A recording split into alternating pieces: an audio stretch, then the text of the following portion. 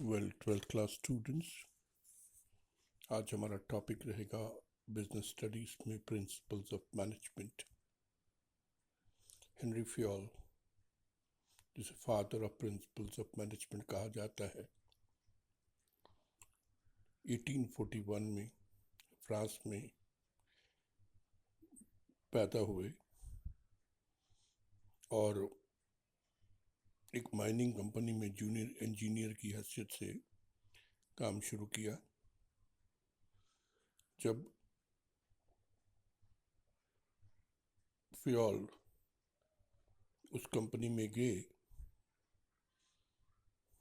तो इन्होंने देखा कंपनी इंसॉल्वेंट, बैंकरप्ट या दिवालिया होने वाली थी, लेकिन अपनी टेक्निक्स और प्रिंसिपल से उस कंपनी को टॉप मोस्ट कंपनी फ्योल ने बना दिया और फिर उसी कंपनी की एमडी या मैनेजिंग डायरेक्टर भी बनी। फ्रेंच में इन्होंने बुक लिखी जो बाद में जाके इंग्लिश में ट्रांसलेट हुई, और इस बुक में फ्योल ने 14 प्रिंसिपल्स ऑफ मैनेजमेंट जो है बताएं, और उसमें सबसे पहला था स्पेशलाइजेशन। यानी एक आदमी अगर ऑर्गेनाइजेशन में है तो एज पर उसकी स्पेशलाइजेशन उसे काम दो। Second, authority and responsibility. It means that any person whom you are giving authority, he should be responsible for the work given. और वो पावर ले रहा है तो रिस्पॉन्सिबल होगा काम करने का भी। फिर डिसिप्लिन, प्रिंसिपल ऑफ डिसिप्लिन कहता है obedience, respect of authority and observance. ये रूल होने चाहिए। यानी कोई भी एम्प्लॉय ऑर्गेनाइजेशन का जो है, एक तो ओबीडियंट होना चाहिए, स्वामी भक्त, रेस्पेक्ट होना चाहिए अथॉरिटी का, और किसी भी हालत में वो काम उस ऑर्गेनाइजेशन का करे।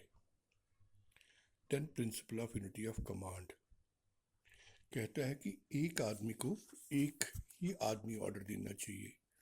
यानी एक आदमी का एक ही बॉस होना चाहिए, ज़्यादा होंगे तो पता नहीं चलेगा किससे ऑर्डर आया, क्या करना।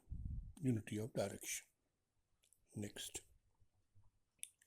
कि जो ईच ग्रुप ऑफ एक्टिविटी है उनका एक ही ऑब्जेक्टिव होना चाहिए, यानी one head one plan for the activities. Then subordination of individual interest to general interest. यानी एक ऑर्गेनाइजेशन में इंडिविजुअल का इंटरेस्ट इतना इम्पोर्टेंट नहीं है, वर्कर का इंटरेस्ट इतना इम्पोर्टेंट नहीं है, इम्पोर्टेंट है ऑर्गेनाइजेशन का इंटरेस्ट। अगर ऑर्गेनाइजेशन का इंटरेस्ट पूरा हो जाता है तो वर्कर का भी होगा। फिर है फेयर रेम्यूनरेशन, कि वर्कर्स को आपने किसी भी बेसिस पे इनकी भेदभाव नहीं करना है, you have to pay them fair remuneration.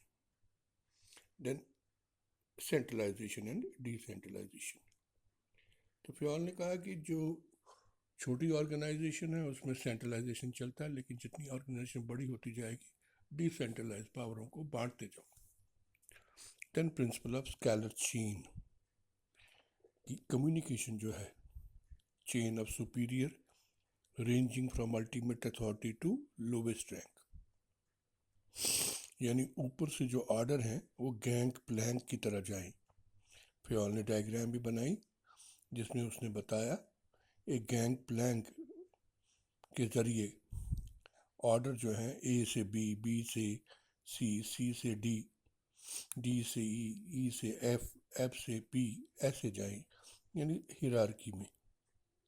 फिर principle of order,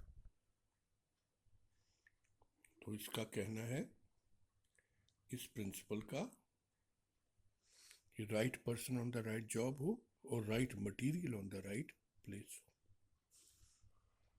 then we have principle of equity, justice and kindliness for all. बराबरी, सब एक जैसे हैं ऑर्गेनाइजेशन में, चाहे किसी ग्रेड के हों, जेंडर के हो, पोजीशन के हो। देन स्टेबिलिटी ऑफ टेन्योर, कि एक आदमी को बार बार ट्रांसफ़र नहीं करो, एक जगह पर रखो और ताकि उसकी क्वालिटी पता चले। प्रिंसिपल ऑफ इनिशिएटिव नेक्स्ट, कि जो एम्प्लॉय जो है उसने इनिशिएटिव लेना है, खुद एक्शन ले, वो खुद फैसले करे, वो उसे इतना पावर दो। Then principle of esprit de corps, ये इसका मतलब है union is strength, spirit of loyalty और डिवोशन ऑर्गेनाइजेशन में हो, इकट्ठे मिलके लोग काम करें ताकि ऑब्जेक्टिव्स अचीव हो। So this was what Fayol had said. अब जहाँ तक इन प्रिंसिपल्स का ताल्लुक है, इनकी नीड बहुत है, इसकी इम्पोर्टेंस बहुत है। अब नीड या इम्पोर्टेंस क्यों है इन प्रिंसिपल्स की? क्योंकि प्रिंसिपल एक स्टेटमेंट है जो प्रोवाइड करता है guidance thinking to an action की।